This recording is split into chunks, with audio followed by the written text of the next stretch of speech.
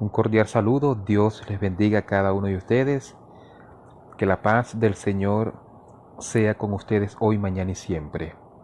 Pues a continuación les presentamos este trabajo de investigación de la materia de hermenéutica sobre la exégesis bíblica con mi compañero el ministro Richard Márquez y este servidor ministro Ronald Pérez del diplomado en liderazgo pastoral. Y el pasaje que nosotros escogimos para hacer esta investigación exegética es Primera de Juan capítulo 4 versículo 8 de la versión Reina Valera 2000. Primera de Juan capítulo 4 verso 8, que dice lo siguiente: El que no ama no ha conocido a Dios, porque Dios es amor. Qué maravilloso pasaje y qué bendición nos da, qué consuelo, qué esperanza brinda a nuestro corazón el saber que tenemos un Dios de amor, un Dios de bondad, un Dios de misericordia, un Dios que no tiene amor, sino que su esencia fundamental, su base, es el amor. Y si vamos a la traducción del texto de Primera de Juan, capítulo 4, verso 8, en el idioma original, recordemos que la palabra de Dios en el Nuevo Testamento fue escrito por griego koiné, y en la traducción original, en la transliteración al español, el orden quedaría así: el no amando no conoció a el Dios porque el Dios amor está haciendo. Pero si nosotros le damos el orden correcto, la traducción posible sería esta: el que no esté amando no ha conocido a Dios, porque Dios es amor. En pocas palabras, ¿qué nos quiere decir el texto bíblico? Que aquella persona que no ama, que no pone en práctica ese amor que proviene de Dios, es imposible que conozca a Dios. Es imposible mantener una relación con Dios mientras no tienes una relación efectiva y amorosa con tu prójimo, ya que nosotros no podemos dar lo que no tenemos. En las diferentes versiones de este texto de 1 de Juan capítulo 4 verso 8, en la Biblia de Jerusalén dice de la siguiente manera: quien no ama no ha conocido a Dios, porque Dios es amor. En la Reina Valera 1960, el que no ama no ha conocido a Dios, porque Dios es amor. En la Biblia Católica Latinoamericana dice: el que no ama no ha conocido a Dios, pues Dios es amor. Y en la Biblia de las Américas dice: el que no ama no conoce a Dios, porque Dios es amor. Hablando del género y sus implicaciones, el género de esta carta es epistolar. Recordemos que estamos hablando de la epístola de Primera de Juan. Juan escribió Primera de Juan, Segunda de Juan y Tercera de Juan. Por lo tanto, es un género epistolar. La temática que usa Juan es variada, ya que habla de diferentes temas dentro de esta epístola, y es retórica. El autor, ciertamente ninguna de las epístolas nombran el nombre del autor. ¿Por qué se llega a la conclusión que el autor es Juan? Pues según investigadores bíblicos eruditos y estudiosos, hicieron una comparación en lo que es el Evangelio de San Juan, su género literario, las palabras que usa San Juan en su Evangelio, y se comparan con las epístolas y usan palabras muy parecidas, muy comunes, como hijitos míos, usa mucho la palabra amor, usa mucho la palabra amados míos, usa la palabra nuevo nacimiento. Entonces llegaron a la conclusión que como usan las mismas palabras, tienen muy parecido, entonces concluyeron que el autor es Juan, el discípulo amado de esta epístola. ¿Cuál fue la fecha de redacción de esta epístola? A mediados del año 80 hasta mediados de los 90 después de Cristo. ¿Para qué audiencia Juan escribió esta epístola? Para todos los creyentes de Éfeso y de Asia Menor. Recordemos, mis hermanos, que Juan en eh, su última etapa de la vida, pues era pastor en Éfeso, pastoreaba esas iglesias en Éfeso como tal. ¿Cuáles eran los objetivos del autor? ¿Cuál era el objetivo de Juan? Primeramente, desenmascarar al falso maestro. Recordemos que Juan comienza en esta epístola, antes de llegar al texto que estamos analizando, Juan dice que probemos a los espíritus, que no se dejen engañar. ¿Por qué? Porque en aquel tiempo había muchos falsos maestros enseñando falsas doctrinas, falsas deidades y colocando a Cristo como un ser creado. Y número dos, el objetivo de Juan también es limpiar la iglesia de enseñanzas gnósticas, ¿ok? El gnosticismo estaba invadiendo la iglesia cristiana. Y número tres, el objetivo de Juan, el primordial, es enseñar el amor de manera práctica en todos los creyentes. Ese amor genuino, ese amor que tiene que nacer de una verdadera relación con la persona de Dios.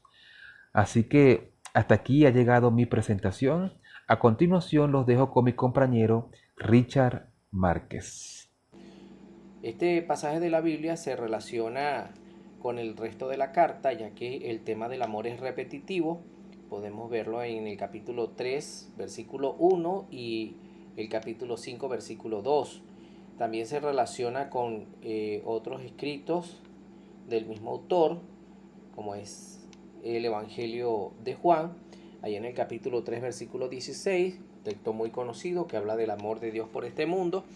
Y también, bueno, se relaciona con el resto de la Biblia, ya que el amor es un tema predominante en todas las escrituras, como podemos comprobarlo allí en Jeremías 31:3.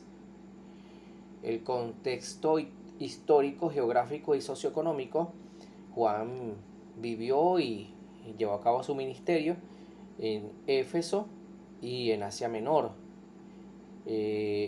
Predominaba el gnosticismo, como ya hemos dicho, que estaban haciendo allí en, en Éfeso. Y esta era una ciudad muy inmoral. Estaba el culto a la diosa Diana. Esta ciudad era una ciudad muy comercial, así que se movía mucha gente en esta ciudad. Había una ola de falsas doctrinas que por supuesto amenazaban la, la fe y el fundamento de la iglesia.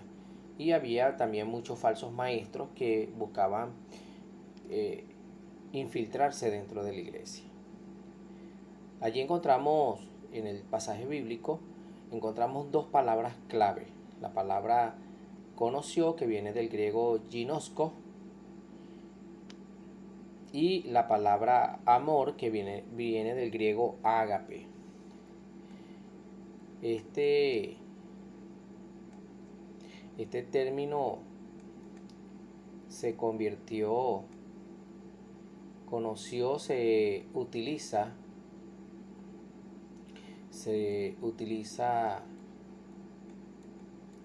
para describir la importancia de conocer, a Dios. Es de suma importancia. Este es un verbo que expresa el relacionamiento con Dios y por supuesto con el prójimo, ya que es imposible llegar a conocer a Dios sin amar a nuestro prójimo. Y amor, del griego ágape, que es la parte más importante del texto bíblico, porque da a entender la esencia de nuestro Dios. No es que Dios tiene amor, sino que Él es amor. Es más, es un atributo de su ser.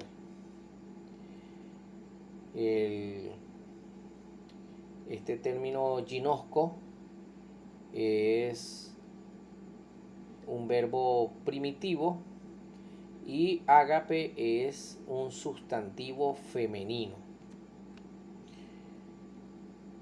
Este término que se traduce por amor se encuentra 108 veces en el Nuevo Testamento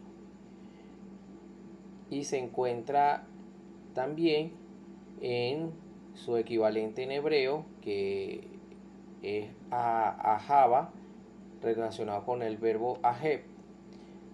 Y aquí vemos diferentes maneras en que se lo usa en el Antiguo Testamento. En Génesis 29:20, para hablar acerca del amor de Jacob por Raquel. En 2 Samuel 1:26, para hablar del amor de David hacia Jonatán. En Proverbios 10:12, del amor, del efecto del amor en las relaciones humanas. Y Jeremías 31:3 y Sofonía 3:17, del amor de Dios hacia su pueblo. Este término está, como ya lo hemos dicho, 108 veces en el Nuevo Testamento, 70 veces lo usa el apóstol Pablo, 5 veces lo usa el apóstol Juan en su evangelio, una vez se utiliza en Mateo y una vez en Lucas. Las ideas teológicas que se desprenden de este texto bíblico es primeramente que el amor es la esencia de Dios. Dios no tiene amor, sino que Dios es amor. Es la esencia de su ser. El amor también es el fundamento del reino de Dios. El amor es la motivación del plan de salvación. San Juan 3:16 dice: porque de tal manera amó Dios a este mundo, que ha dado su Hijo unigénito, para que todo aquel que en él crea no se pierda, mas tenga vida eterna. Así que el amor es la motivación del plan de salvación. Y el amor es la base y fundamento de un verdadero cristiano. El apóstol repite esto constantemente en el capítulo 4, donde expresa que el Dios, el que no ama no conoce a Dios. Conocer, entonces, saber, es la misma palabra que usa el apóstol Pablo. Si alguno ama a Dios, es conocido por él. En 1 Corintios 8:3, también se utiliza en Gálatas 4:9. Conocer en el mismo plano personal es siempre vivir, aprender la verdad, no de manera intelectual, sino emocional y espiritualmente. Si alguno ama a Dios, es conocido por él, dice 1 Corintios 8:3. Y la aplicación para la iglesia es que nosotros debemos comprender que Dios nos amó antes de que nosotros lo conociéramos, antes de que nosotros lo amáramos. Él ya nos había amado. El amor a Dios y el amor al prójimo es evidencia del nuevo nacimiento, así lo expresa el apóstol Juan. Es la demostración de que una persona ha nacido de nuevo y que Dios habita en su corazón. El amar es la evidencia de que conocemos a Dios. El que dice que le conoce y no anda como él anduvo, pues el tal es mentiroso, expresa el apóstol. Así que el amor se demuestra en la vida del creyente de una manera práctica. El apóstol expresa que amando a nuestro prójimo, pues manifestamos también el amor a Dios. Si no amamos a nuestro prójimo que podemos ver, entonces ¿cómo podemos amar a Dios a quien no vemos? El amor entonces es el tema predominante en esta porción de la epístola de Juan, y por supuesto es el tema predominante en todas las escrituras, ya que Dios ama de una manera extraordinaria a este mundo y estuvo dispuesto a dar a su Hijo para que todo aquel que en él crea no se pierda, mas tenga vida eterna. Que al comprender el amor de Dios que Dios tiene por cada uno de nosotros, podamos aceptarlo en nuestro corazón y podamos recibirlo y podamos entregarle todo nuestro ser y permitir que Él nos transforme. Que Dios te bendiga, que Dios te guarde.